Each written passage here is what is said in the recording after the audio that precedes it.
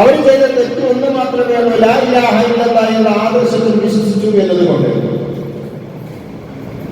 രക്ഷയില്ലാതെ അവർ നാട് വിട്ട് അവർ അല്ലാഹുവിനോട് പ്രാർത്ഥിക്കുന്ന ഒരു പ്രാർത്ഥനയുണ്ട്. റബ്ബനാ ആതിനാ മിൻ ലദുൻക റഹ്മ വഹയ്യിഅ് ലനാ മിൻ അംരിനാ റശദാ. ഞങ്ങളുടെ നാഥ, നിന്റെ ഭാഗത്തു നിന്ന് ഞങ്ങൾക്ക് കാരുണ്യം നൽകണമേ എന്നതാണ് അതിന്റെ ഒന്നാമത്തെ പാഠം. ഞങ്ങളുടെ കാര്യത്തിൽ നീ ഒരു മാർഗം ഉണ്ടാക്കി തരണേ എന്നതാണ് അതിന് രണ്ടാമത്തെ ഭാഗം. 300 വർഷം ഈ ചെറുപ്പക്കാരെ അല്ലാഹു തആല ഒരു ഗുഹയിൽ ഉറക്കിക്കിടത്തി കളഞ്ഞു. ചരിത്രം വിശാലമാണ്. ആ 300 വർഷത്തിന്റെ ശേഷമാണ് അല്ലാഹു തആല അവരെ പുനർജീവിപ്പിക്കുന്നത്, ഉറക്കത്തിൽ നിന്ന് ഉയർത്തിലേൽപ്പിക്കുന്നത്. ഈ ചരിത്രത്തിൽ നിന്ന്, ഈ കഥയിൽ നിന്ന് നമുക്ക് മനസ്സിലാക്കിയ, ഈ സംഭവത്തിൽ നിന്ന് നമുക്ക് മനസ്സിലാക്കേണ്ട ഒരു കാര്യമുണ്ട്. ഏത് പ്രതിസന്ധി ഘട്ടങ്ങൾ നമ്മുടെ മുന്നിൽ വരുമ്പോഴും ഒന്നാമതായി നമ്മൾ സ്വീകരിക്കേണ്ടത് പ്രാർത്ഥനയാണ്, അല്ലാഹുവിനോട് ചോദിക്കുക എന്നതാണ്. രണ്ടാമതായി ഈ ഒരു സംഭവത്തിൽ പുനർജന്മം എന്നൊരു വലിയ പാഠം മനുഷ്യർക്ക് അല്ലാഹു തആല നൽകുന്നുണ്ട്. അതുപോലെ മനുഷ്യൻ സാമ്പത്തികമായി അല്പം ഉയർച്ച വരുമ്പോൾ പലരോടും വന്ന വഴികളെല്ലാം അങ്ങ് മറന്നുപോകും. കഷ്ടപ്പെട്ട് പഠിച്ചതും കഷ്ടപ്പെട്ട് ജീവിച്ചതുമെല്ലാം മറന്ന് ധിക്കാരവും അഹങ്കാരവും അവനെ പിടികൂടുകയും ഗർവവും പൊങ്ങച്ചവും പലതും മനുഷ്യനെ കൊണ്ട് പറയിപ്പിക്കുകയും ചെയ്യുന്നത് പലരിൽ നിന്നും നമ്മൾ കേട്ടവരാണ്, ചിലപ്പോഴൊക്കെ അനുഭവിച്ചവരാണ്. ഇത് മനുഷ്യന്റെ ഒരു സ്വഭാവമാണ്. അവിടെയാണ് അല്ലാഹു തആല സൂറത്തുൽ കഹ്ഫിൽ കൂടിയിട്ട് അസ്ഹാബുൽ ജന്നത്തൈനിയുടെ കഥ പറഞ്ഞു തരുന്നത് നമുക്ക്. ആ അസ്ഹാബുൽ ജന്നത്തൈനിയുടെ 2 തോട്ടത്തിന്റെ ആൾക്കാരുടെ കഥകൾ പറഞ്ഞു തന്നുകൊണ്ട് നമ്മൾ തർബിയത്ത് ചെയ്യുകയാണ് അല്ലാഹു തആല ചെയ്യുന്നത്.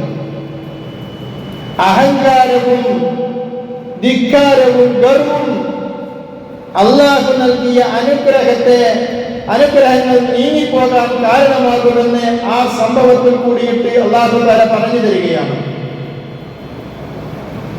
അതുപോലെ വർത്തമാന കാലഘട്ടത്തിൽ മനുഷ്യരെ ഏറ്റവും സ്വാധീനിച്ച ഒരു പരീക്ഷണമാണ് എനിക്ക് എല്ലാം അറിയാം, ഞാൻ എന്തൊക്കെയോ അറിയുന്നവനാണ് എന്നുള്ളൊരു ചിന്ത. ഇത് നാടുകളിൽ വ്യാപകമായിക്കൊണ്ട് എല്ലാവരിലും ഉള്ളതാണ്. വീടുകളിൽ ചെറിയ കുട്ടികൾ മുതൽ മുതിർന്നവർ വരെ ഈ രീതിയിലുള്ള ദുസ്വഭാവം സ്വാധീനിച്ചവരാണ്. ചില വീടുകളിൽ അത്തരം ചിന്തകൾ ഉയർന്നു വരുന്നത് കൊണ്ട്, ചില മഹല്ലുകളിൽ അത്തരം ചിന്തകൾ ഉയർന്നു വരുന്നത് കൊണ്ട്, ചില ജോലി സ്ഥലങ്ങളിൽ അത്തരം ചിന്തകൾ ഉയർന്നു വരുന്നത് കൊണ്ട് അംഗങ്ങൾക്കിടയിൽ, കുടുംബങ്ങൾക്കിടയിൽ, സ്റ്റാഫുകൾക്കിടയിൽ അകലം ഉണ്ടാകുന്നു, അകൽച്ചയുണ്ടാകുന്നു എന്നുള്ളത് ഒരു സത്യമാണ്. മതരംഗത്താകുമ്പോഴേ അത് ലിബറലിസത്തിലേക്കും മറ്റും മനുഷ്യനെ എത്തിക്കുകയും ചെയ്യുന്നു. ഇവിടെയാണ് മഹാനായ ഹദർ അലൈഹിസ്സലാമിന്റെയും മൂസ നബി അലൈഹിസ്സലാമിന്റെയും ചരിത്രം വിശ്വാസികളോട് അല്ലാഹു തആല പറഞ്ഞു തരുന്നത്. അല്ലാഹു തആല ആ സംഭവം വിശദീകരിക്കുന്നത് ഇങ്ങനെയാണ്. മൂസ നബി അലൈഹിസ്സലാം ബനൂ ഇസ്രായേലിന് ഇങ്ങനെ ക്ലാസ് എടുത്തു കൊടുക്കുമ്പോ കൂട്ടത്തിൽ നിന്ന് ഒരാൾ ചോദിക്കുന്നതാണ്, മൂസ മൻ ഫിൽ അർളി അഅലമു യാ മൂസ, ഭൂമിയിൽ ഏറ്റവും വിവരമുള്ളവൻ ആരാണെന്ന് അറിയുമോ എന്ന് ചോദിച്ചപ്പോ മൂസ നബി അലൈഹിസ്സലാമിനോട് അറിയാതെയോ അറിഞ്ഞോ പറഞ്ഞുപോയി, ഞാനാണ്. ഈ ഒരു വാക്കുകൊണ്ട്, ഈ വാക്ക് മൂസ നബി അലൈഹിസ്സലാമിൽ നിന്ന് വന്നപ്പോ അല്ലാഹു തആല പറയുന്ന അല്ല, ഞാനാണ് ഏറ്റവും വിവരമുള്ളവൻ എന്നുള്ള ചിന്തയും ആശയം തെറ്റാണ്.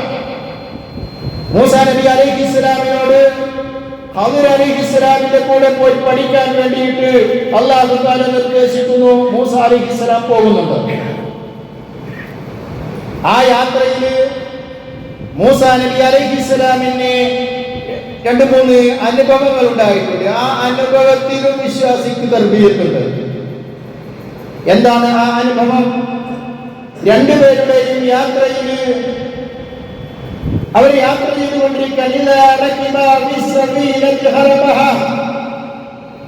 അവർ രണ്ടുപേരും ഒരു കപ്പലിൽ കയറി ആ കപ്പലിന് ഖദർ അലൈഹിസ്സലാം ദ്വാരമുണ്ടാക്കുന്നു.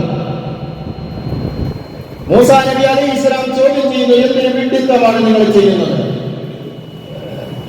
രണ്ടാമതായ അനുഭവം ഒരു കുട്ടിയെ കാണുന്നു, ആ കുട്ടിയെ ഖദർ അലൈഹിസ്സലാം പിടിച്ചു കൊല്ലുന്നു. മൂസാ നബി അലൈഹിസ്സലാം ചോദ്യം ചെയ്യുന്നു. മൂസാ നബി അലൈഹിസ്സലാമിനോട് ഖദർ പറയുന്നു, ചോദ്യം ചെയ്യരുത്, ചോദിക്കരുത്. അവർ തമ്മിലുള്ള കരാർ അങ്ങനെയായിരുന്നു. മൂന്നാമത്തെ അനുഭവം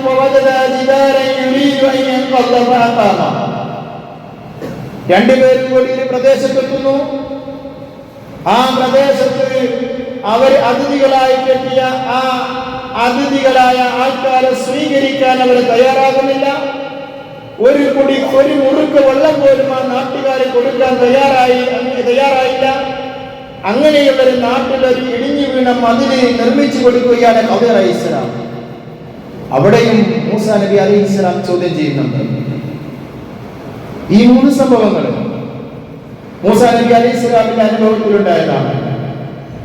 മൂസാ നബി അലൈഹിസ്സലാമിന് ഖദർ അലൈഹിസ്സലാമിന്റെ കാരണങ്ങൾ പറഞ്ഞു കൊടുക്കുന്നുണ്ട്. ഒന്നാമത്തത്, ഈ നാട്ടില് ഈ രാജ്യത്ത് ഒരു ഭരണാധികാരിയുണ്ട്. ഇവിടെയുള്ള എല്ലാ കപ്പലുകളും അയാള് പിടിച്ചെടുക്കുന്നു.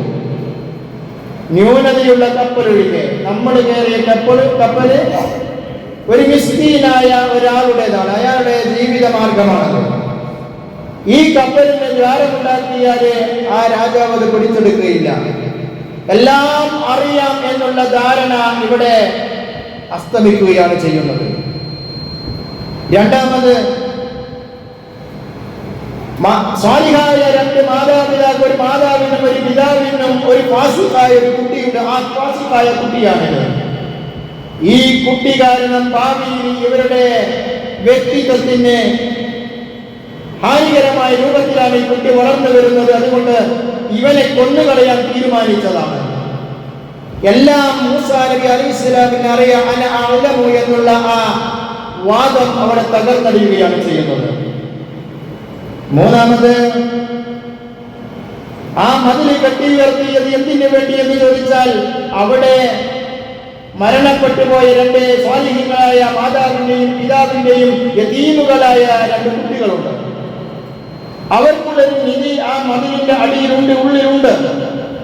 അത് ആരും കവർന്നു കൊണ്ടുപോകാതിരിക്കാൻ വേണ്ടിയാണ് അതങ്ങനെ കെട്ടുന്നത് എന്ന് മൂസാ അലൈഹിസ്സലാം വിശദീകരിക്കുന്നത്. അവിടെയും തകർന്നു വീഴുകയാണ്, എല്ലാം അറിയാം എന്നുള്ള ചിന്ത.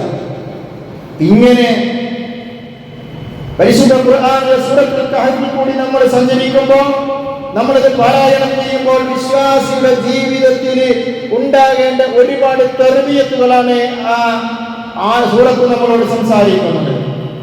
നിങ്ങൾ നോക്ക്, അൽ അവാമിറുൽ ഖംസ, 5 കൽപ്പനകൾ ആ സൂറത്തിലുണ്ട്. അൽ-ലാആത്ത് 10 വിരോധങ്ങൾ ആ സൂറത്തിലുണ്ട്. അൽ ഫവായിദത്തുൽ കസീറത്തുൻ, ധാരാളം കണ്ടന്റുകൾ ആ സൂറത്തിലുണ്ട്. അൽ കഹ്ഫ് സൂറത്തിന്റെ പവിത്രതയാണ് ആ പറയുന്നത്. അതുകൊണ്ട് പ്രിയപ്പെട്ടവരെ, ആ കണ്ടന്റുകളോ ആ 10 വിരോധങ്ങളോ 5 കൽപ്പനകളോ വിശദീകരിക്കേണ്ട ഒരു ഇടം അല്ലാത്തത് കൊണ്ട് തന്നെ, അതിന് പറ്റിയ സ്ഥലമല്ലാത്തത് കൊണ്ട് തന്നെ, സമയം അതിന് അനുവദിക്കാത്തത് കൊണ്ട് തന്നെ അതിലേക്ക് പോകുന്നില്ല. നമ്മൾ മനസ്സിലാക്കണം, ഒരു സൂറത്തിലുള്ള അടങ്ങിയ തർബിയത്തിനെ പറ്റിയാണ് സൂചിപ്പിച്ചത്. 114 സൂറത്തുകളിൽ കൂടിയിട്ട് അല്ലാഹു സുബ്ഹാനഹു വ തആല എന്തൊക്കെയാണ് നമ്മളോട് സംസാരിക്കുന്നത്. കഴിഞ്ഞ ആഴ്ച സൂചിപ്പിച്ചതുപോലെ ജീവിതത്തിലേക്ക് അത് പ്രാക്ടീസ് ചെയ്യാനും ജീവിതത്തിന്റെ പൈലവാണ് എന്ന് നമ്മൾ തിരിച്ചറിയണം.